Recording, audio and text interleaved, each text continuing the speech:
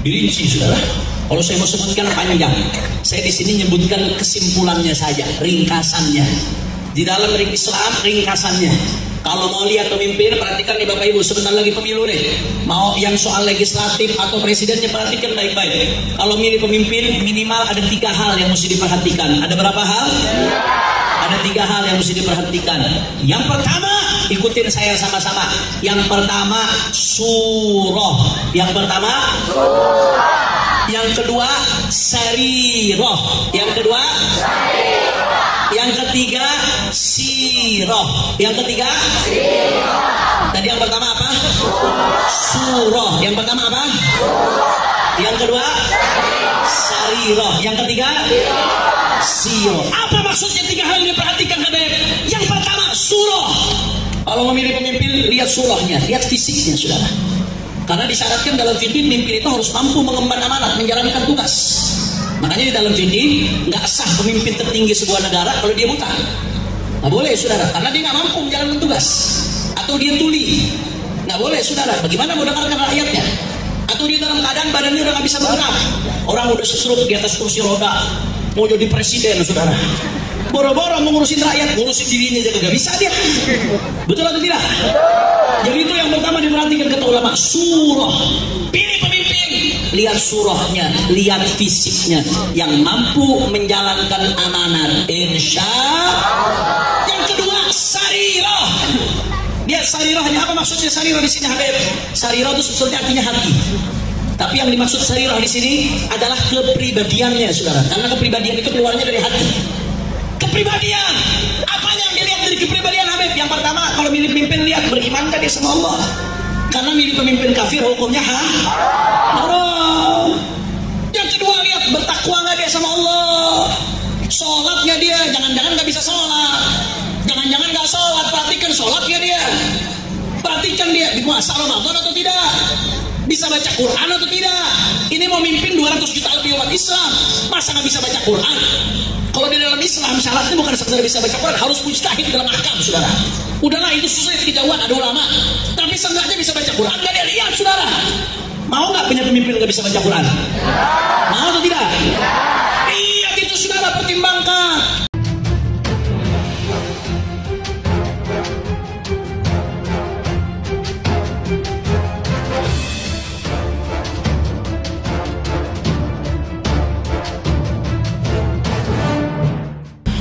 Al-kiram, saudara, selain kita berada di bulan Rajab, saat ini kita rakyat Indonesia diambang pemilihan pemimpin, betul?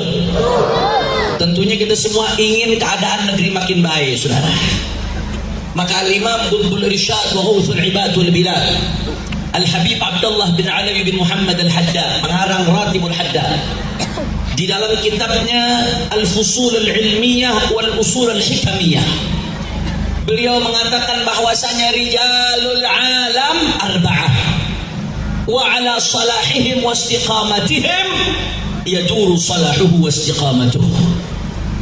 Gampangnya, singkatnya saya terjemahkan secara kontekstual.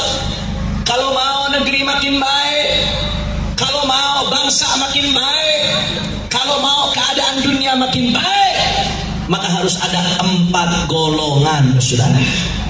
Ada berapa golongan? Semakin banyak orang dari 4 golongan ini, semakin baik keadaan bangsa dan negara, bahkan dunia, saudara. Tapi semakin sedikit orang dari 4 golongan ini, bahkan sebaliknya. Kalau yang banyak justru kebalikan dari 4 golongan ini, maka akan semakin hancur keadaan bangsa, negara, bahkan dunia, saudara. Pertama, abidun, mustaqimun, zahidun, mutajarridun, dzu ma'rifatin billah kamilah wa basiratin nafidah. Kelompok yang pertama, manakala mereka semakin banyak, keadaan dunia, keadaan bangsa akan semakin baik. Yang pertama adalah abidun, ahli ibadah, mustaqimun, yang istiqamah, mutajarridun, yang fokus dalam menjalankan ibadahnya, saudara, yang betul-betul mengenal Allah Subhanahu. Ini kelompok orang yang seperti ini Pak Bu. Mereka yang begitu datang malam hari, orang-orang dalam keadaan terlelap tidur lalai, tapi mereka tetap bersujud kepada Allah Subhanahu wa Ta'ala. Di sepertiga malam terakhir, di keheningan malam, ketika orang-orang asik dengan tidurnya, mereka sujud kepada Allah, nangis dalam sujudnya, minta ampun kepada Allah. Mereka beristighfar untuk dirinya, mereka beristighfar untuk orang-orang di sekelilingnya, mereka mohon ampun kepada Allah atas dosa muslimin muslimat, minta agar keadaan masyarakat umat Islam diperbaiki oleh Allah. Saudara, kelompok yang seperti ini, laulahumu bainal anami ladukdikat jibalan wa ardan lirtikabil khati'ati. Tanpa keberadaan mereka, para kekasih-kekasih Allah yang malam-malam harinya dihabiskan dengan ibadah kepada Allah, tanpa keberadaan mereka, maka niscaya Allah telah menggoncangkan gunung-gunung saking banyaknya dosa-dosa manusia. Na'udzubillah min. Makanya Allah katakan dalam Al-Quran, walau anna ahlal qura amanu wattaqau lafatahna alaihim barakatin minas sama'i wal ardh. Andai kata penduduk sebuah negeri saudara beriman dan bertakwa kepada Allah, maka Allah akan bukakan pintu keberkahan dari langit dan dari bumi saudara. Masya Allah. Makanya Pak Bu, sebagaimana kemaksiatan mengundang kesialan, kemaksiatan itu menjadi penyebab tertundanya kemenangan, maka ibadah dan ketaatan kepada Allah menjadi penyebab datangnya kemenangan dari Allah Subhanahu wa Ta'ala. Makanya saya jadi teringat ada seorang khalifah. Ini khalifah ngirim pasukan untuk melakukan invasi militer, untuk perang. Ketika itu pasukannya sangat kuat. Secara hitung-hitungan pasukan ini di atas angin, saudara. Artinya pasukan ini secara hitung-hitungan pasti menang karena lawannya nggak seberapa kuat. Dikirimlah pasukan oleh sang khalifah. Kemudian ada yang aneh, pasukan yang begitu kuat, musuh yang tidak seberapa hebat, tapi pasukan tidak kunjung menang, saudara. Khalifah bertanya-tanya, ini pasti ada yang bermasalah ini. Ada apa kok pasukan hebat ini nggak kunjung menang? Harusnya secara hitung-hitungan pasukan ini menang. Saudara, akhirnya apa yang terjadi? Khalifah melakukan sidak. Dia periksa secara mendadak, saudara. Sidak yang dilakukan Khalifah bukan di siang hari. Khalifah sidaknya bukan di sore hari. Sidaknya di sepertiga malam terakhir. Di waktu tahajud Khalifah sidak. Itu Khalifah cek tenda-tenda militer, saudara. Tenda militer pertama dicek oleh Khalifah, ternyata tentara-tentara sedang tahajud. Siangnya perang, malamnya tahajud, saudara. Tenda militer kedua dicek, sama, tentara sedang tahajud. Tenda militer ketiga dicek, Masya Allah, mereka sedang baca Quran, sedang zikir. Sampai kepada satu tenda, ketika yang lainnya tahajud, ada tentara di satu tenda yang mereka tertidur lelap lalai, saudara. Khalifah begitu ngelihat ada tentara yang tertidur lelap dalam satu tenda, apa kata Khalifah? Ini nih penyebab kita nggak menang nih, saudara. Ini penyebab tertunda. Tapi ada kelalaian di tengah-tengah barisan kita, saudara.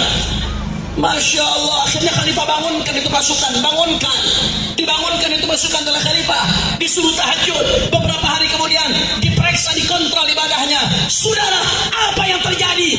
Ketika kelalaian ini diperbaiki, beberapa hari kemudian datanglah kemenangan dari Allah. Allahu Akbar. Masya Allah, saudara. Yang namanya semangat itu bagus.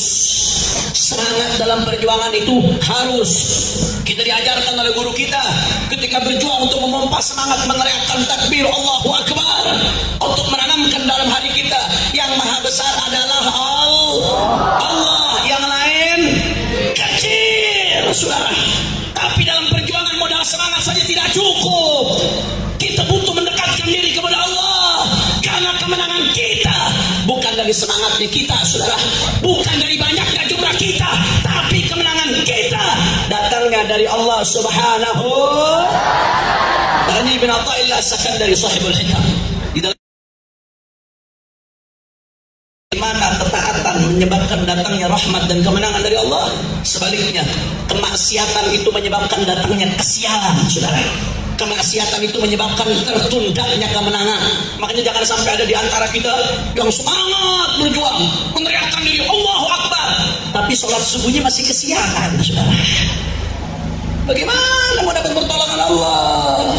Jawab yang jujur, orang Riau jawab yang jujur. Yang suka sholat subuh kesiangan masih banyak atau tidak? Banyak atau tidak? Tahajud saja ditinggalkan menyebabkan tertundanya kemenangan. Bagaimana kesiangan sholat subuh, saudara? Bagaimana mau berjuang, kupingnya dijadikan jambannya setan. Orang kalau sholat subuh kesiangan, bala syaitanu fi udhunih, dalam Sahih Bukhari. Setan kencing di kupingnya. Bala syaitanu fi udhunih, kupingnya jadi jambannya setan, tempat kencingnya setan. Bagaimana mau menang perjuangannya, saudara? Jangan semangat dalam berjuang, tahu-tahu masih main judi online.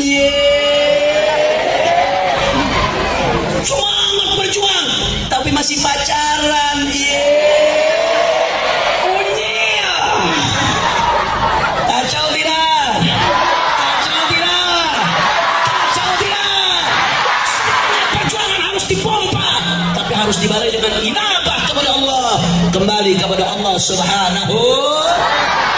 Makanya saya mau tanya masyarakat Indragiri Hilir, ini Indragiri Hilir ya, Inhil, masyarakat Inhil, jawab yang kompak semuanya, siap kembali kepada Allah? Kurang semangat, kurang kompak, siap kembali kepada Allah? Takwa kepada Allah? Siap jalankan sunnah Rasulullah? Takbir! Kira-kira jelas atau tidak? Alhamdulillah. Jadi itu yang pertama, kalau mau negeri kita makin baik, harus banyak ahli ibadah yang istiqomah. Alhamdulillah. Yang kedua, saudara. Yang kedua ya, bukan nomor 2. Sebelum ini udah nomor 2 lagi. Yang kedua, saudara. Yang kedua, kata Imam Al-Haddad, kalau mau negeri kita makin baik, bangsa makin baik, harus banyak alimun bisyar'i, rasikhul qadami fil ilmi bil kitab was sunnah, ya'malu bi ilmihi wa yansahu an-nasa wa yu'allimuhum wa ya'muru bil ma'ruf wa yanha 'anil munkar wa la yujahinu fid din wa la yakhafu fillahi lawmata la'im. Allahumma shalli ala Muhammad. Kelompok yang kedua, saudara, yang kalau mereka semakin banyak, negeri akan semakin baik.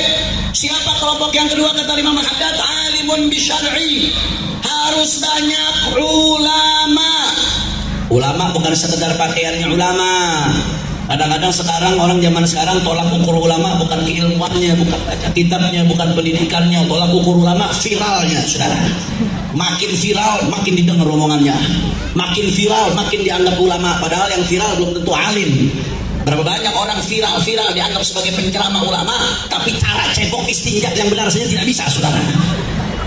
Ulama yang rasikhul qadami fil ilmi bil kitab was sunnah, ulama yang betul-betul memahami Al-Quran dan sunnahnya baginda Nabi besar Muhammad sallallahu alaihi wasallam. Bukan hanya berilmu, tapi ya'malu bi ilmihi, yang mengamalkan ilmunya. Sebab kalau hanya berilmu tapi nggak mengamalkan ilmunya, iblis pun berilmu tapi tidak mengamalkan ilmunya. Betul atau tidak? Bukan hanya mengamalkan ilmunya, wa yansahun nas wa yu'allimuhum, dia betul-betul ilmunya dipakai untuk mengajarkan orang, menunjukkan orang jalan yang diridhai oleh Allah. Bukan hanya digunakan untuk mengajar, berdakwah. Wa ya'muru bil ma'ruf wa yanha 'anil munkar. Ini titik tekannya, betul-betul menegakkan amar ma'ruf nahi munkar. Yang benar dianggap benar, yang salah dianggap salah, yang baik dianggap baik, yang buruk dianggap buruk. Wala yudahilu fid din, tidak menjilat dalam urusan agama, tidak bisa dibeli prinsipnya. Karena ada sebagian ulama yang minta maaf, begitu kena amplop warna coklat tebal dikit, yang halal jadi haram, yang haram jadi halal. Imanuhum fi amplopihim, saudara. Wala yudahilu fid din, tidak menjilat dalam urusan agama. Jawab yang jujur, Pak Bu, jawab yang jujur. Biasanya kalau ada ulama tegas, menyampaikan yang benar itu benar, salah itu salah, tegas, amar ma'ruf nahi munkar. Biasanya ulama seperti ini banyak dibenci atau tidak? Dibenci. Resikonya berat, nggak gampang Pak Bu, resikonya berat. Saya kasih contoh, Sayyidul Walid Al-Habib Muhammad Rizik bin Husain bin Syihab. Berani nggak beliau? Tegas nggak beliau? Nggak, beliau nggak ngerti duit. Kalau mau duit bisa dari dulu. nggak ngarep jabatan, murni karena kecintaannya kepada umat. Rela masuk penjara sampai 3 kali masuk penjara, saudara. Sampai hijrah, sampai sekarang pun masih bebas bersyarat, nggak bisa keluar dari Jabodetabek kecuali dengan izin. Serba susah dalam keadaan rusak dengan aliran sesat. Itu yang diperjuangkan, saudara. Tapi resiko dalam perjuangan akan dibenci, dicaci, dimaki, dihina. Makanya ketika Allah Ta'ala perintahkan kita untuk menegakkan amar ma'ruf nahi munkar, apa kata Allah Ta'ala? Wasbir ala ma asabak. Wasbir ala ma asabak. Kata Allah, kalau kamu menegakkan amar ma'ruf nahi munkar, sabar atas apa yang akan menimpamu. Kata Allah Ta'ala, saudara, sabar. Karena Allah udah tahu ini resikonya berat. Bahkan dalam Ihya Ulumuddin, Al-Imam Al-Ghazali mengutip dari Sayyidina Hudzaifah ibn al-Yaman. Apa kata beliau? Sayati 'alan nasi zamanun la an takuna fihim jifatu himar ahabbu ilaihim min mu'minin ya'muruhum wa yanhahum. Kata Hudzaifah ibn al-Yaman, saya nggak kaget kalau sekarang ulama yang amar ma'ruf nahi munkar dicaci, dimaki, dibenci, saya nggak kaget. Kata Hudzaifah ibn al-Yaman, nanti akan datang satu zaman andai kata di tengah masyarakat ada bangkai keledai, bangkai, bau busuk, membawa penyakit, menyebarkan hal-hal yang tidak baik, bangkai itu lebih disenangi masyarakat daripada ulama yang menegakkan amar ma'ruf nahi munkar, saudara. Masya Allah, resiko untuk umatnya akan lebih fatal lagi, saudara. Kita menjadi umat yang terbaik, kata Allah Ta'ala, bukan karena banyaknya jumlah kita, bukan karena hebatnya persenjataan kita, bukan karena berkembangnya ilmu pengetahuan kita. Kita jadi umat terbaik. Allah mengatakan dalam Al-Quran, kuntum khaira ummatin ukhrijat linnas ta'muruna bil ma'ruf wa tanhauna 'anil munkar. Kita menjadi umat terbaik karena kita menegakkan amar ma'ruf nahi munkar. Makanya sebagian ulama tafsir mengatakan khairiyatu hadhil ummah masyrutatun bihadza syarat. Predikat umat terbaik bagi umat ini bergantung dengan syarat menegakkan amar ma'ruf nahi munkar, saudara. Kalau syarat menegakkan amar ma'ruf nahi munkar dijalankan, saudara, maka umat ini tetap menyandang predikat umat terbaik, kata sebagian ulama tafsir. Tapi kalau amar ma'ruf nahi munkar tidak dijalankan lagi, maka predikat umat terbaik dipertanyakan dari umat ini, saudara. Bahkan Pak Bu, kalau amar ma'ruf nahi munkar ditinggalkan, kemaksiatan merajalela, pelacuran di mana-mana, perjudian di mana-mana, minuman keras di mana-mana, apa yang akan terjadi? Rasulullah pernah ditanya oleh Sayyidatuna Aisyah, ya Rasulullah, anahliku wa fina salihun. Ya Rasulullah, apakah kita akan celaka sedangkan orang-orang soleh banyak di tengah kita? Apakah musibah akan datang ya Rasulullah? Apa kata Nabi Muhammad SAW? Naam, idza kathural khabath. Ya, walaupun banyak orang soleh, kemaksiatan merajalela di mana-mana, kemungkaran merajalela di mana-mana, Allah marah, Allah murka, turun musibah, saudara. La ilaha illallah. Bapak Ibu sekalian yang dimuliakan oleh Allah, mana yang habib, mana yang pelacur. Tsunami kalau sudah datang emang bisa bedain, oh ini habib, ini pelacur, bisa bedain tsunami? Nggak bisa. Gempa kalau sudah datang nggak bisa membedakan mana yang ustadz, mana yang tukang mabok. Yang namanya puting beliung kalau sudah datang nggak bisa membedakan mana rumahnya tukang judi, mana rumahnya kiai, nggak bisa bedain dia, saudara. Itu musibah kalau sudah datang. Makanya Bapak Ibu sekalian, beberapa tahun lalu saya sakit hati luar biasa. Saya lihat di TV, Pak Bu, ada bencong bicara. Apa kata bencong tersebut? Kenapa sih ustadz-ustadz repot banget? Yang maksiat kan kami, yang dosa kami, yang dapat azab kami, yang masuk neraka juga kami. Kenapa kamu yang repot?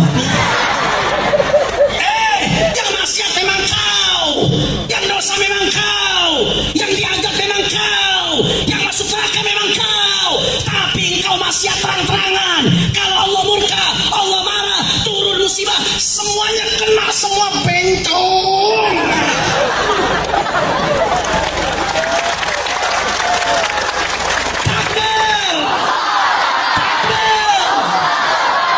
Makanya saudara, saya mau tanya sekali lagi, kalau amar ma'ruf nahi munkar ditinggalkan bahaya atau tidak?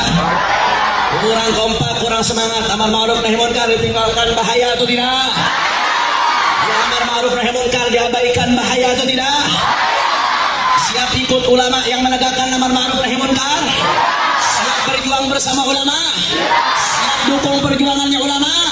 Siap berantas kemaksiatan? Takbir! Sallu ala nabi. Allahumma sholli wa sallim barik alaihi. Kira-kira jelas atau tidak? Alhamdulillah. Ini jam berapa ini? Jam 10 lewat 10. Lanjut atau jangan?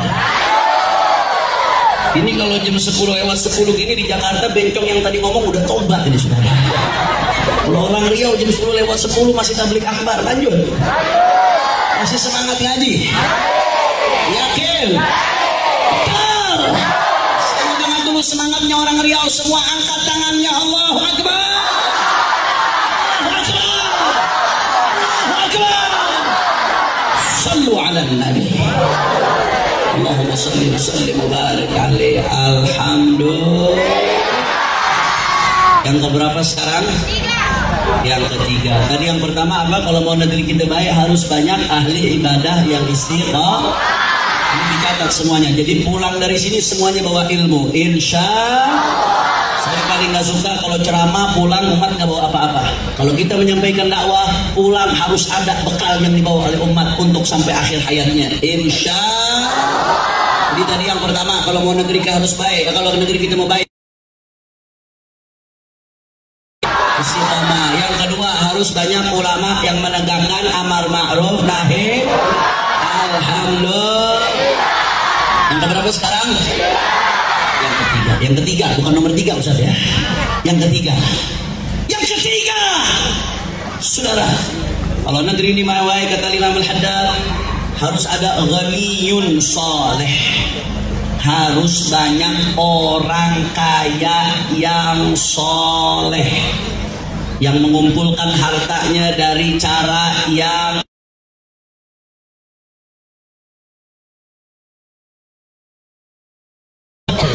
hartanya digunakan untuk kebaikan luar biasa, digunakan untuk membantu orang. Kalau orang kaya sudah soleh, yang fakir dibantu, yang miskin dibantu. Terlaknat kata Rasulullah SAW.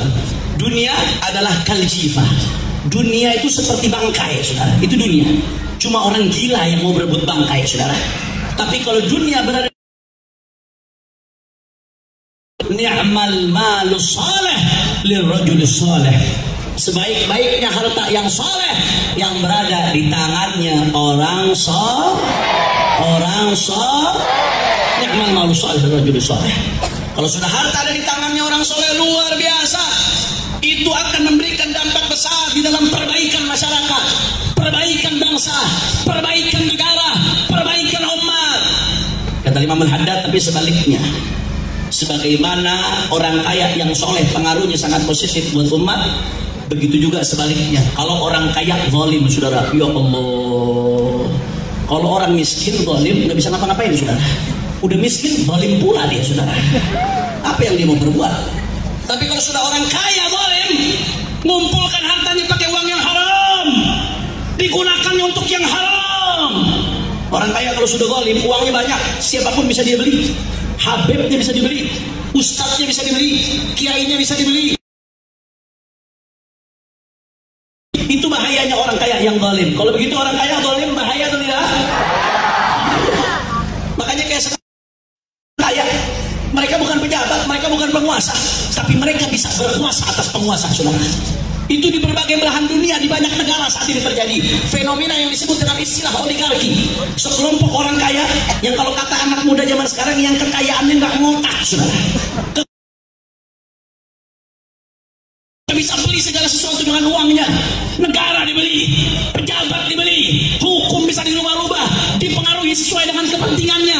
Ulamanya bisa dibeli, yang halal bisa jadi haram, yang haram bisa jadi halal. Itu bahayanya orang kaya yang zalim, saudara. Makanya saya mau doa, semuanya aminkan. Yang aminnya kencang saya doain kubur. Mudah-mudahan semua yang hadir di sini, termasuk anak cucunya, semua jadi orang kaya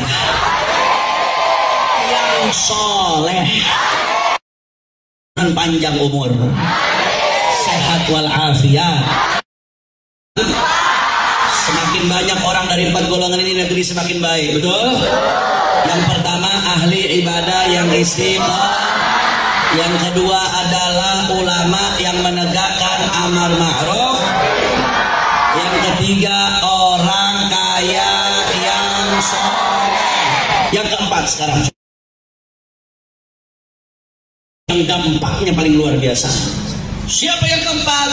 Yang keempat kata Imam Al-Haddad, kalau mau negeri ini baik harus ada imamun adilun munsifun hasanus sirah salihus sarirah mustaqimus siyasah. Allahumma sholli ala Muhammad. Imamun, negeri harus punya pemimpin yang adil, munsifun, yang betul-betul objektif, merangkul semua rakyatnya, bukan hanya pendukungnya yang dirangkul, saudara. Betul atau tidak? Hasanus sirah, track recordnya bagus. Salihus sarirah, kepribadiannya bagus. Mustaqimus siyasah, lurus di dalam mengatur negerinya. Alhamdulillah. Saudara-saudara, kalau sudah pemimpin adil, saking dahsyatnya, saking luar biasanya, saudara, itu sampai-sampai Al-Imam Ibnu Hajar Al-Haytami di dalam kitabnya Az-Zawajir 'an Iktirafil Kaba'ir, beliau mengutip satu sabda Rasulullah sallallahu alaihi wasallam. Apa kata Rasulullah sallallahu alaihi wasallam? Yaumun min imamin adil khairun min ibadati sittina sanah. Itu sabda Nabi Muhammad. Yaumun min imamin adil, satu hari dari pemimpin yang adil itu lebih baik daripada ibadah 60 tahun. Ada yang kuat di sini ibadah 60 tahun? Bu, ini ibu-ibu banyak tapi suaranya cuma 10 orang, jangan-jangan sisanya hantu ini. Bu, sehat bu, ada yang kuat ibadah 60 tahun sholat, 60 tahun gak berhenti. Ibu besok dari habis isya, selesai sholat isya langsung sholat sunnah, baca Al-Quran 1 rakaat 15 juz, salamnya ketika mau sholat subuh. Kira-kira kuat nggak bu? Paling pagi-paginya kakinya pakai koyok 5 biji bu. 60 tahun ibadah, siapa yang kuat? Kita andai kata umur 60 tahun, andai kata umur kita 60 tahun, mudah-mudahan kita panjang umur, sehat walafiat. Andai kata umur kita 60 tahun, kemudian kita tidur satu hari 8 jam, berarti kita tidur di sepertiga hidup kita. 20 tahun kita hidup, kita tidur. Ini sebenarnya kita ini ada bakat jadi Ashabul Kahfi, saudara. Karena kita ini semua rata-rata tidur 20 tahun dalam hidup kita, saudara. Ada bakat jadi Ashabul Kahfi. Sisanya 40 tahun, itu pun gak mampu kita ibadah, semua hidup kita full. Banyak santainya, banyak ngobrolnya, bahkan banyak maksiatnya. Andai kata ada orang 60 tahun berturut-turut dia beribadah full, terus-terusan dia ibadah, saudara, harinya lebih afdol, lebih besar daripada ibadah 60 tahun, saudara. Tentunya ini maksudnya ibadah sunnah ya. Nah, karena kalau pemimpin yang gak sholat juga bagaimana mau jadi adil orang gak sholat? Nggak mungkin, saudara. 60 tahun, Habib, bagaimana kok bisa? Satu hari pemimpin yang adil itu lebih dahsyat daripada 60 tahun ibadah. Kok bisa, Habib? Ya, karena seseorang yang melakukan sholat 60 tahun, misalkan ibadah sunnah 60 tahun, itu naf'uhu qasir atau naf'uhu lazim. Manfaatnya hanya kembali kepada dirinya sendiri. Tapi kalau pemimpin adil, baik, soleh, naf'uhu muta'addi. Manfaatnya dirasakan oleh banyak orang, saudara. Banyak pihak merasakan manfaatnya, Bapak Ibu yang dimuliakan oleh Allah. Andai kata dia bupati atau wali kota, jutaan rakyatnya merasakan manfaat. Andai kata dia gubernur, puluhan juta rakyatnya merasakan manfaat. Andai kata dia presiden, ratusan juta manfaatnya dirasakan oleh rakyat. Satu hari dia adil, satu hari dia betul-betul lurus mencari ridho Allah, membuat kebijakan yang bermaslahat besar untuk rakyat, manfaatnya luar biasa pahalanya, saudara. Makanya soleh baik itu dia, walaupun dia nggak pakai pensiun, walaupun dia nggak pakai imamah, walaupun dia nggak pakai sorban, itu wali bin auliyaillah, kekasihnya Allah. Kenapa? Karena manfaatnya luar biasa banyak untuk orang. Makanya termasuk yang doanya diijabah oleh Allah adalah al-imamul adil, pemimpin yang adil, termasuk yang doanya diijabah oleh Allah. Tapi jangan coba-coba kalau pemimpin zalim. Nabi ancam dalam hadisnya, jangan akan masuk surga pejabat pemimpin kalau zalim, minum bau surga pun nggak bisa, saudara. Na'udzubillah min. Oh, dampaknya pemimpin baik luar biasa, Pak Bu. Sampai-sampai dalam riwayat disebutkan, innallaha yaz'u bisultan ma la yaz'u bil Qur'an. mencegah sebuah kemungkaran melalui tangan kekuasaan itu lebih dahsyat dari pencegahan melalui Al-Quran. Maksudnya seperti apa? Bukan berarti kita mengatakan kekuasaan lebih besar dari Al-Quran. Enggak, Al-Quran tidak bisa dibandingkan, saudara. Tapi maksudnya di sini ada kalanya, ada hal-hal yang dinasihati pakai Al-Quran dia nggak menerima. Tapi begitu tangan kekuasaan turun tangan, baru dia bisa menerima. Saya kasih contoh sederhana. Di Jakarta, Pak Bu, di Jakarta dulu ada tempat maksiat besar, namanya Alexis. Orang Riau tahu Alexis? Ente tahu dari mana? Mana tahu tadi itu? Itu tempat pelacuran, Joy. Bahaya itu yang tahu-tahu itu. Alexis, saudara. Alexis itu terkenal di Jakarta, besar tempat pelacuran. Yang masuk ke situ orang-orang top, saudara. Luar biasa. Itu Pak Bu, yang namanya Kiai Habib. Belasan tahun berusaha nutup, nggak berhasil. Ulama Habib Kiai ceramah, qala Allah qala Rasul, sampai berusaha nggak didengerin, saudara. Akhirnya apa yang terjadi? Ketika Pak Anies Baswedan naik saat itu jadi gubernur, saudara, bikin perjanjian sama ulama saat itu. Saya kasih contoh. Bikin perjanjian sama ulama, Pak tolong kalau Bapak naik, ini tempat bahaya buat masyarakat, Pak. Ini ngerusak generasi muda, Pak. Akhirnya apa yang terjadi? Beliau sepakat bikin perjanjian itu. Begitu beliau naik, saudara, nggak lama, nggak pakai banyak ngomong, cuma butuh satu lembar kertas, buka. Kalau kita punya orang baik jadi pemimpin di satu tempat, saudara. Makanya Habib, bagaimana caranya Habib? Kita merindukan pemimpin yang baik, kita merindukan pemimpin yang soleh. Habib, bagaimana caranya, saudara? Kalau Anda mau dapat pemimpin yang baik, yang soleh, maka minimal ada dua hal yang mesti kita lakukan. Ada berapa hal? Yang pertama, kama takunu yuwalla alaikum. Kualitas kalian menentukan kualitas pemimpin kalian. Introspeksi diri kita masing-masing, perbaiki diri kita masing-masing. Semakin baik umat, Allah akan berikan kita pemimpin yang baik, saudara. Tapi kalau umat semakin jauh dari Allah, semakin banyak maksiat, semakin melanggar aturan Allah, jangan mimpi dapat pemimpin yang saleh. Itu kata Nabi, saudara. Kama takunu yuwalla alaikum. Kualitas kalian menentukan kualitas pemimpin kalian. Semakin baik kalian, maka pemimpin yang akan memimpin kalian juga semakin baik pula, saudara. Tapi semakin hancur kalian, semakin jelek kalian, maka semakin jelek kualitas pemimpin yang akan memimpin kalian, saudara. La ilaha illallah. Makanya kadang-kadang mohon maaf Pak, kita mesti nuding diri kita sendiri. Jangan nuding orang lain terus, introspeksi diri kita sendiri. Jangan sampai kita teriak-teriak pengen dapat pemimpin yang soleh, di rumah kita masih ada orang yang nggak sholat. Jangan sampai kita teriak, kita nggak bisa memperbaiki diri. Oleh karena itu Bapak Ibu yang dimuliakan oleh Allah, jadi kita pemilu tinggal 20 harian lagi, saudara. Masih ada waktu, nggak ada kata terlambat buat kita. Apalagi ini bulan Rajab, bulan istighfar, bulan nyampunan Allah Subhanahu wa Ta'ala. Saya serukan di berbagai tempat saya ceramah. Kemarin sebelum dari sini saya ceramah 10 titik di daerah Garut, Tasik, Ciamis, Pangandaran, Kuningan, dan sebelumnya di berbagai provinsi Indonesia. Saya sampaikan, kalau mau kita dapat pemimpin yang soleh, di sisa waktu kita buat program taubat nasional, saudara.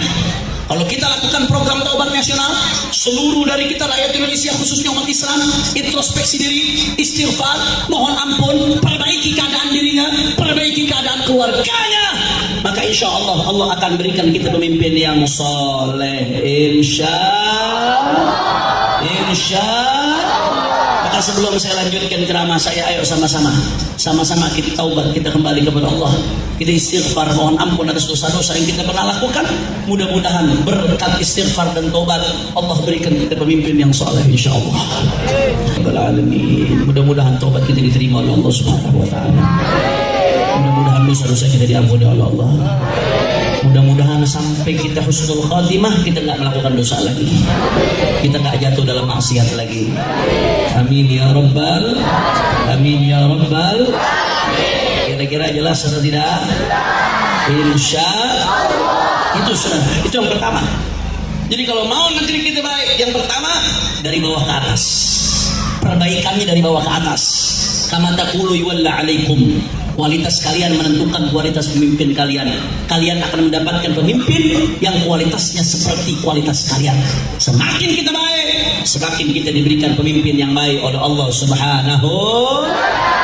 Kalau yang pertama dari bawah ke atas perbaikannya, kalau konsep konsep perbaikan yang kedua yang gak kalah pentingnya dari atas ke bawah. Maksudnya dari atas ke bawah bagaimana? Pemimpin yang baik itu harus diperjuangkan.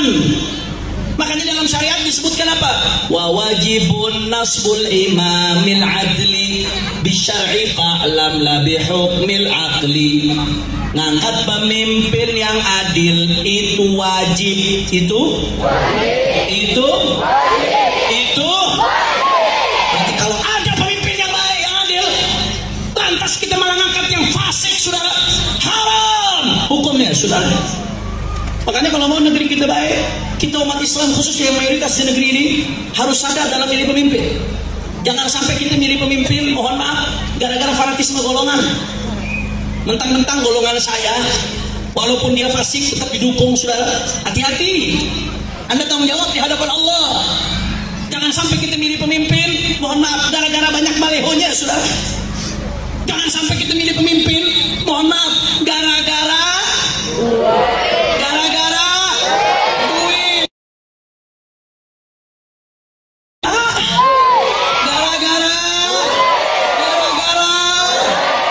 Jawab yang jujur mendekati pemilu seperti ini. Yang bagi-bagi duit supaya dicoblos, banyak atau tidak? Banyak atau tidak? Banyak atau tidak? Bapak Ibu yang dimuliakan oleh Allah, Anda tahu, ini anak-anak muda nih, tahu rental PS, tahu rental PS, apalagi PS5, itu 1 bulan 200.000 nggak akan cukup, sudah. PS5 nggak akan mau dibayar 1 bulan 200.000, nggak akan mau.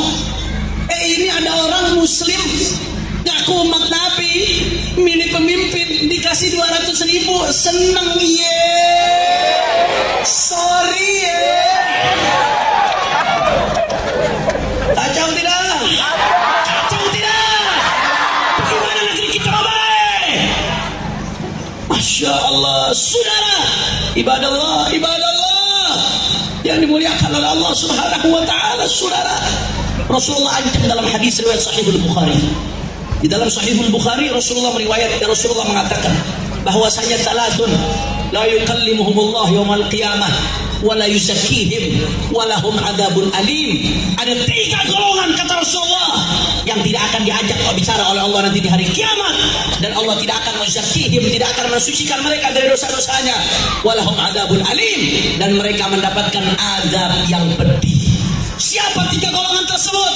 Kata Nabi Muhammad SAW, di antaranya golongan yang diancam oleh Nabi tadi, rajulun baya'a imaman lam yubayi'hu illa lidunya fa in a'tahu ma yurid waffalahu wa in lam yu'tihi la yuwaffilahu. Seseorang yang memilih pemimpin, tidaklah dia milih pemimpin kecuali gara-gara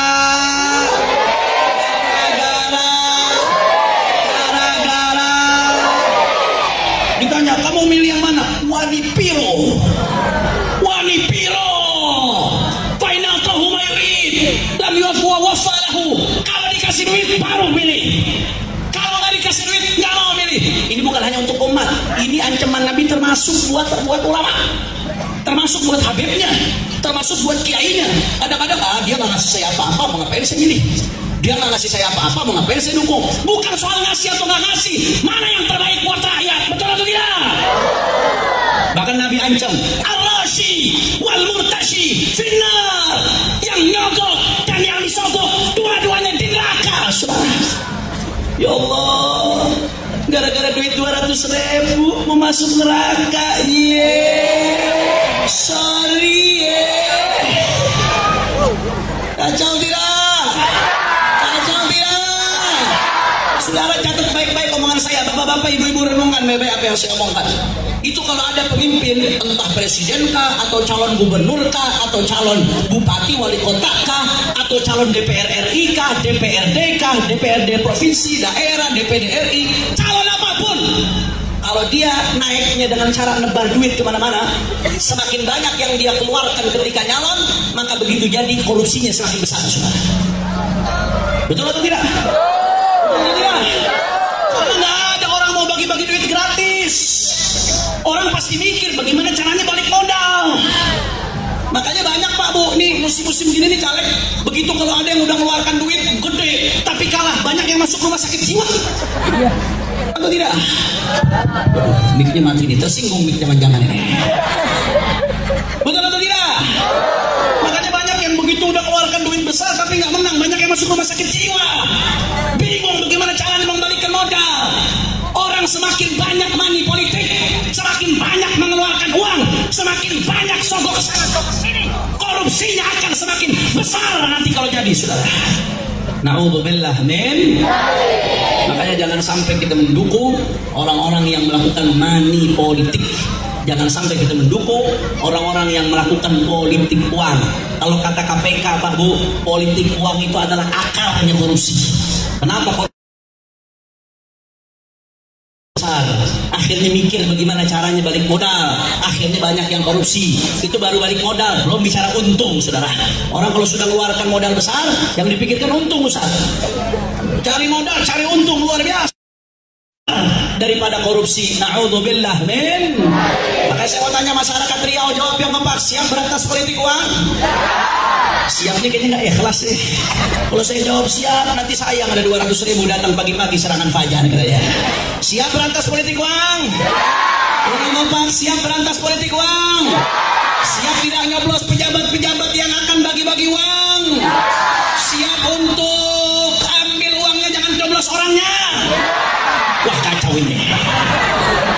Masya Allah. Innalillahi. Kira-kira jelas atau tidak? Paham atau tidak? Alhamdulillah. Alhamdulillah. Makanya Habib kalau milih pemimpin bagaimana? Pilih pemimpin dengan ketakwaan. Anda muslim, maka Anda gunakan kriteria yang disebutkan dalam syariat Islam. Islam ini agama yang sempurna. Jangankan soal politik, jangankan soal milih pemimpin, cara cebok saja, cara istinja diajarkan dalam Islam. Betul atau tidak? Coba. Ada suaranya. Alhamdulillah. Alhamdulillah. Lanjut jangan. Lanjut jangan. Saya mau dengar dulu semangatnya semua. Takbir. Shallu ala Nabi. Maka sebagai muslim, kalau milih politik, milih pemimpin, milih yang paling dekat dengan syariat Islam, yang paling sesuai dengan kriteria Islam. Habib, emangnya Islam ngatur urusan milih pemimpin? Emangnya Islam bicara politik? Kata siapa Islam nggak bicara politik? Kata siapa Islam tidak mengatur soal milih pemimpin?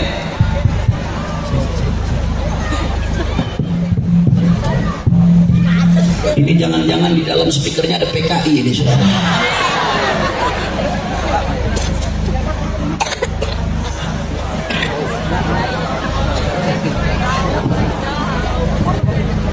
Cek, bismillah. Cek, bismillah. Lanjut jangan. Lanjut jangan. Masya Allah. Saudara, Islam ini bukan hanya bicara jangankan soal pemimpin. Islam ini agama yang sempurna. Sampai urusan kecil-kecil pun diajarkan dalam Islam, saudara. Di dalam Islam diajarkan bagaimana caranya istinja, cara bersuci, cara cebok. Di dalam Islam diajarkan cara keluar masuk kamar mandi. Masuk kamar mandi pakai kaki, keluar kamar mandi pakai kaki. Itu diajarkan dalam Islam. Yang berkaitan dengan kamar mandi, tempat yang banyak najis, diajarkan dalam Islam. Apalagi yang berkaitan dengan kepemimpinan, yang berkaitan dengan ratusan juta orang nasibnya, saudara. Makanya para ulama menulis kitab-kitab yang berkaitan dengan politik Islam. Al-Imam Al-Haramain Al-Juwaini, gurunya Imam Ghazali, beliau nulis kitab yang judulnya Ghiyathul Umam fi Ghiyathil Zulam, tentang politik Islam, saudara. Al-Imam Al-Mawardi nulis kitab yang judulnya Al-Ahkam As-Sultaniyah, itu tentang politik Islam. Ibn Taimiyah, ulama madhab Hambali, nulis kitab judulnya Siyasah Syar'iyah, dan masih banyak ulama-ulama lainnya, saudara. Kalau ulama-ulama ini, kalau Islam tidak bicara soal politik, untuk apa ulama-ulama tulis kitab tentang politik? Betul? Betul? Masya Allah. Itu disebutkan. Kalau kita baca kitab-kitab politik, Pak Bu, itu disebutkan bagaimana kriteria pemimpin yang dikehendaki oleh Islam. Disebutkan. Dirinci, saudara. Kalau saya mau sebutkan panjang, saya di sini nyebutkan kesimpulannya saja, ringkasannya. Di dalam Islam ringkasannya. Kalau mau lihat pemimpin, perhatikan nih Bapak Ibu, sebentar lagi pemilu nih. Mau yang soal legislatif atau presidennya, perhatikan baik-baik. Kalau milih pemimpin, minimal ada 3 hal yang mesti diperhatikan. Ada berapa hal? Ada 3 hal yang mesti diperhatikan. Yang pertama, ikutin saya sama-sama. Yang pertama, surah. Yang pertama, surah. Yang kedua, sariroh. Yang kedua, sariroh. Yang ketiga, siroh. Yang ketiga, siroh. Tadi yang pertama apa? Surah. Yang pertama apa? Surah. Yang kedua, sariroh. Yang ketiga, siroh. Apa maksudnya 3 hal yang diperhatikan, Habib? Yang pertama, surah. Kalau memilih pemimpin, lihat surahnya, lihat fisiknya, saudara. Karena disyaratkan dalam fikih pemimpin itu harus mampu mengemban amanat, menjalankan tugas. Makanya di dalam fikih nggak sah pemimpin tertinggi sebuah negara kalau dia buta. Nggak boleh, saudara, karena dia nggak mampu menjalankan tugas. Atau dia tuli, nggak boleh, saudara. Bagaimana mau dengarkan rakyatnya? Atau dia dalam keadaan badannya udah nggak bisa bergerak. Orang udah stroke di atas kursi roda, mau jadi presiden, saudara. Boro-boro mengurusin rakyat, ngurusin dirinya aja nggak bisa dia. Betul atau tidak? Jadi itu yang pertama diperhatikan kata ulama, surah. Pilih pemimpin, lihat surahnya, lihat fisiknya, yang mampu menjalankan amanat, insya Allah. Yang kedua, sarirah. Lihat sarirahnya. Apa maksudnya sarirah di sini, Habib? Sarirah itu sebetulnya artinya hati. Tapi yang dimaksud sarirah di sini adalah kepribadiannya, saudara. Karena kepribadian itu keluarnya dari hati. Kepribadian, apa yang dilihat dari kepribadian Habib? Yang pertama, kalau milih pemimpin, lihat beriman dia sama Allah. Karena milih pemimpin kafir hukumnya haram. Yang kedua, lihat bertakwa nggak dia sama Allah. Sholatnya dia, jangan-jangan nggak bisa sholat, jangan-jangan nggak sholat. Perhatikan sholatnya dia, perhatikan dia di puasa Ramadan atau tidak, bisa baca Quran atau tidak. Ini mau mimpin 200 juta lebih umat Islam, masa nggak bisa baca Quran? Kalau di dalam Islam syaratnya bukan sekedar bisa baca Quran, harus mujtahid dalam ahkam, saudara. Udahlah itu susah, kejauhan, ada ulama. Tapi seenggaknya bisa baca Quran, nggak dia lihat, saudara. Mau nggak punya pemimpin nggak bisa baca Quran? Mau atau tidak? Lihat itu, saudara, pertimbangkan. Lihat juga fasik nggak dia, suka melanggar aturan Allah nggak? Jangan milih pemimpin yang masih suka mabok. Jangan milih pemimpin yang suka nonton porno. Betul atau tidak? Betul atau tidak? Saya nggak nyindir siapapun, saya bicara kriteria, saudara. Karena kalau orang fasik, Allah saja dihianati, apalagi rakyatnya. Betul? Betul? Allah saja dihianati, apalagi Allah saja aturannya dilanggar, apalagi sama Allah saja yang menciptakan dia nggak takut, apalagi sama rakyat. Itu sarirahnya dilihat, fasik atau enggak, bagaimana ketakwaannya kepada Allah. Termasuk bentuk sarirah, lihat yang ketiga, bagaimana kecerdasannya. Karena pemimpin penting, pemimpin cerdas. Ini mau memimpin 200 juta orang lebih. Kalau nggak cerdas nggak bisa. Di dalam syariat itu kecerdasan dipertimbangkan, saudara. Yang keempat, lihat bagaimana integritasnya. Mampu nggak dia dalam menjalankan amanah? Cakap nggak dia dalam memimpin, saudara? Itu yang kedua. Jelas atau tidak? Jadi yang kedua yang mesti dilihat apa? Sarirah. Sarirah itu mencakup keimanan, ketakwaan, kecerdasan, integritas, dan lain sebagainya. Alhamdulillah. Yang ketiga, pernah mimpin, lihat amanat dia dalam menjalankan. Bagaimana dia dalam menjalankan amanatnya? Jujur nggak rakyatnya? Sayang nggak dia kepada rakyatnya? Kalau dia pernah mengemban amanat, bagaimana? Berprestasi atau tidak? Dia track recordnya, saudara. Mampu nggak dia sebagai pemimpin jadi pemimpin yang baik, dan seterusnya dan seterusnya. Lihat bagaimana hubungannya dengan ulama. Mau nggak dia diajak partner kerjasama membangun umat dengan ulama dan lain sebagainya, saudara. Penting. Itu yang mesti dilihat. Ada berapa hal yang mesti dilihat? Kurang kompak. Ada berapa hal? 3. Yang pertama, surah fisiknya. Yang kedua, sarirah kepribadiannya. Yang ketiga, sirah track recordnya. Maka kalau sekarang kita 2024 kita dihadapkan dengan 3 pilihan, misalkan nomor 1, nomor 2, nomor 3, silakan Bapak Ibu istikharah, timbang-timbang yang baik, yang mana yang surah sarirah sirahnya paling bagus. Cari tahu, karena pilihan Anda akan dipertanggungjawabkan di hadapan Allah Subhanahu timbang dengan akal yang sehat, timbang dengan informasi yang cukup, istikharah, minta petunjuk kepada Allah Subhanahu. Ada ibu-ibu yang ngomong sama saya, Habib, saya sudah timbang-timbang, Beb, surahnya, sirahnya, sarirahnya, yang mana yang paling bagus? Saya bingung, Beb, makin saya timbang, makin saya bingung, makin saya timbang, makin saya bingung, ujung-ujungnya saya minum Panadol, Habib. Apa yang mesti saya pilih, Habib? Saudara, Bapak Ibu nggak usah bingung. Kalau Anda nggak tahu, tanya sama ulama. Tanya sama ulama. Apalagi kita orang Indonesia. Akikah, minta doanya sama siapa? Setelah akikah, nggak lama kemudian disunat. Yang dicari siapa? Dokter. Mana bisa ulama nyunat? Kiai Ridwan nyunat salah potong urusannya. Tapi minta doanya setelah itu sama ulama. Setelah itu ada yang mau belajar ke pesantren, belajarnya ke tempat para ulama. Setelah itu setelah selesai belajar dia mau nikah, yang mendoakan siapa? Ulama. Setelah nikah dia bangun rumah, tasyakuran bangun rumah, yang mendoakan siapa? Ulama. Setelah itu ada yang sakit, minta doa sama ulama. Habis itu ada yang mati, begitu dikubur, mimpin sholat, mendoakan, membacakan talqin. Yang melakukan itu semua siapa?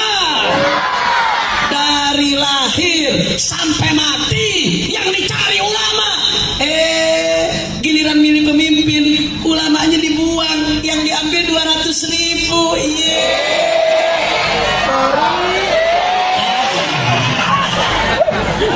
Kacau tidak? Kacau tidak? Kalau milih pemimpin, tanya pada ulama. Makanya Sayyidil Walid, Imam besar Al-Habib Muhammad Rizik bin Hussein bin Syihab, mudah-mudahan beliau dimenangkan perjuangannya oleh Allah. InsyaAllah. Amin ya Rabbal. Saudara, beliau ketika bulan Oktober yang lalu beliau mengatakan, ini sebentar lagi kita menghadapi 2024, kata beliau. Kita akan memilih pemimpin.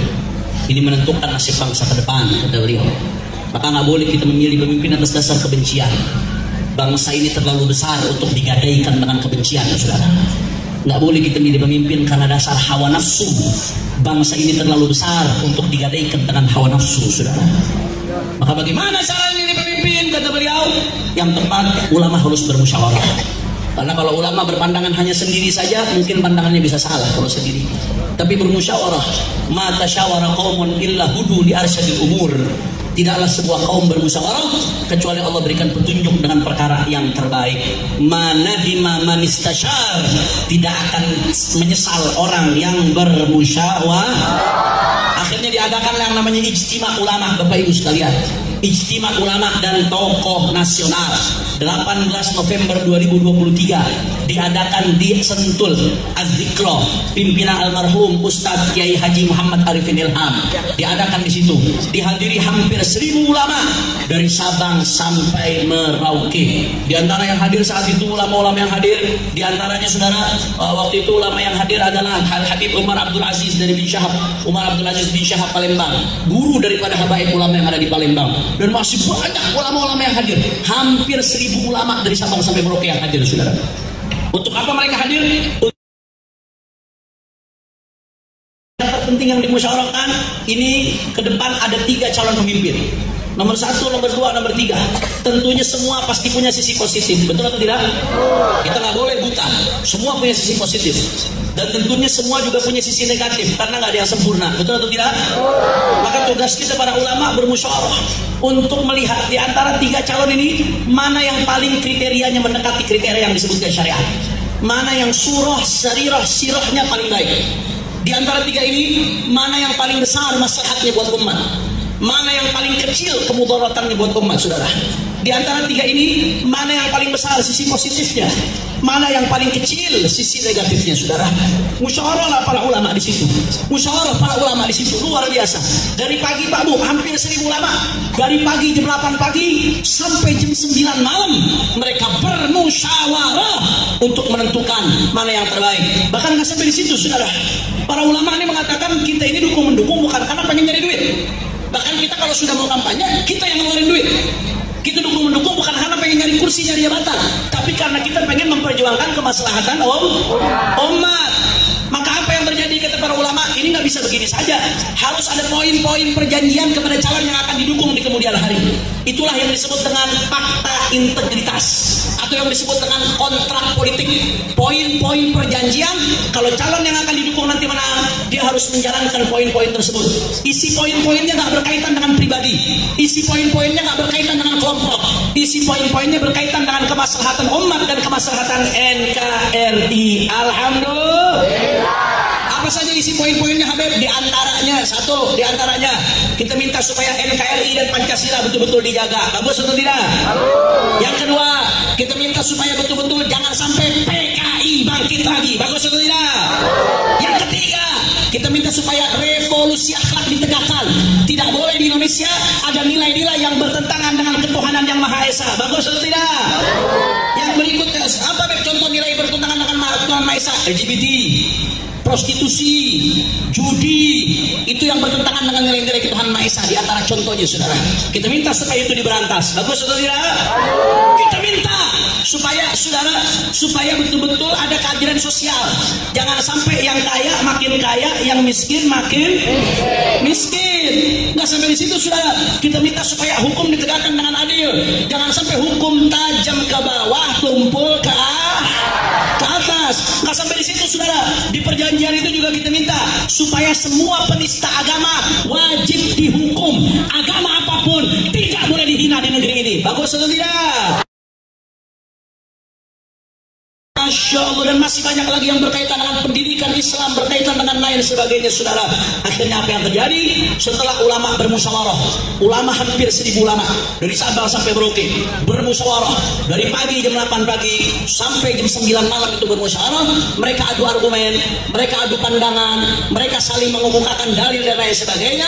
Akhirnya apa yang terjadi? Semua yang hadir sepakat di antara yang terbaik di antara nomor 1, 2, 3 yang paling memenuhi syarat, yang paling mendekati kemaslahatan buat umat adalah nomor 1.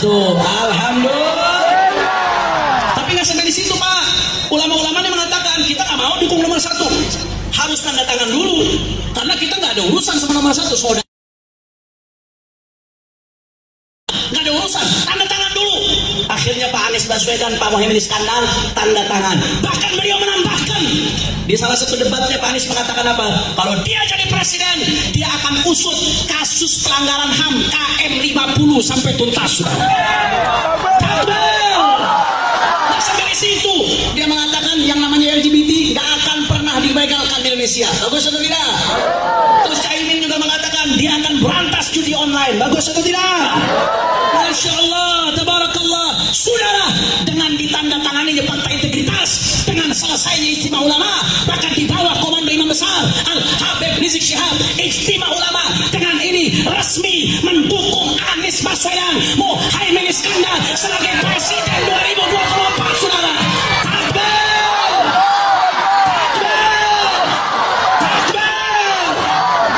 Makanya saya mau tanya orang Riau, jawab yang kompak, siap ikut istimewa ulama?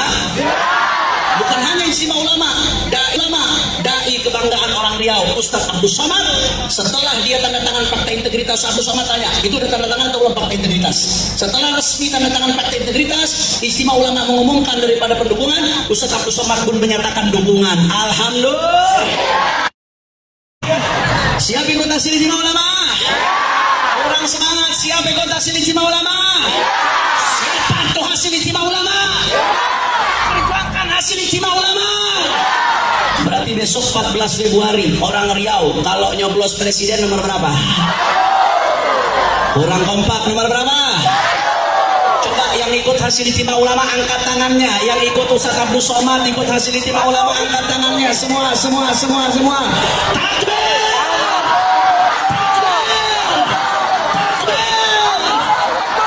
Sallu ala Nabi. Makanya saya mau baca pantun. Orang Riau mau dengar pantun nggak? Mau dengar pantun? Jawabnya bagaimana kalau orang baca pantun? Kurang kompak. Jawabnya gimana?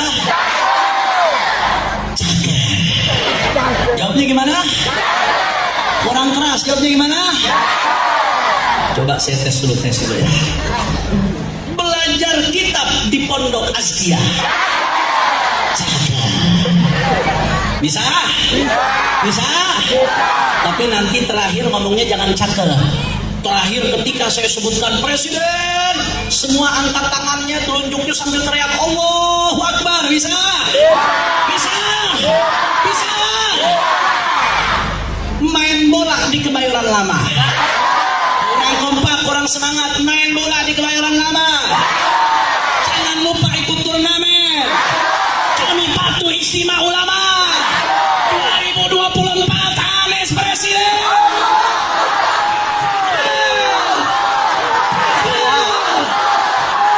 Ala Nabi. Habib kenapa kampanye? Bodoh amat.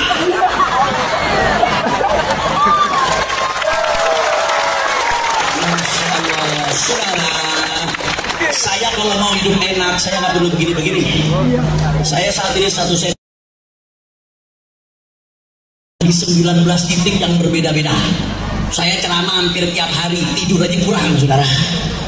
Saya juga punya usaha, alhamdulillah. Kalau saya mau hidup enak, saya nggak usah begini-begini. Saya ngomong yang santai-santai aja. Saya ngomong begini, resiko, saudara. Makanya dulu-dulu saya di penjara 1 tahun bareng Habib Rizik, saudara. Resiko saya ngomong begini. Tapi kenapa kita bicara seperti ini? Karena ini soal perubahan, saudara. Allahu Akbar. Kita pengen negeri kita makin baik. Betul atau tidak? Betul atau tidak?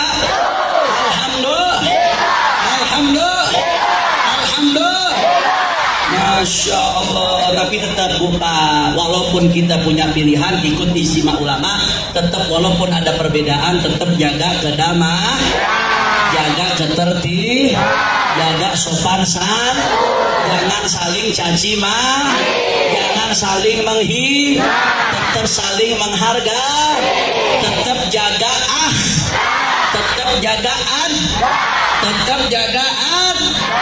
Makanya ibu-ibu ini biasanya nih, bu,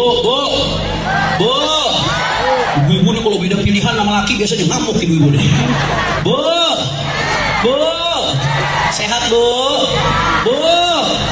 kalau beda pilihan nggak perlu marah. Nggak usah ribut bu.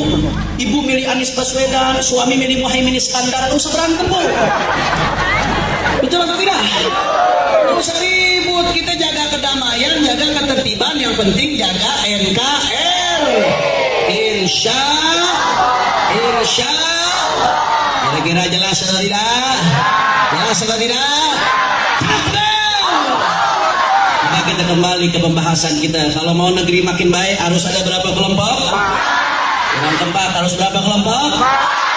Yang pertama ahli ibadah yang yang kedua ulama yang menegakkan amar ma'ruf nahi, yang ketiga orang kaya yang soleh, yang keempat pemimpin yang mudah-mudahan 4 kelompok ini makin banyak di negeri kita.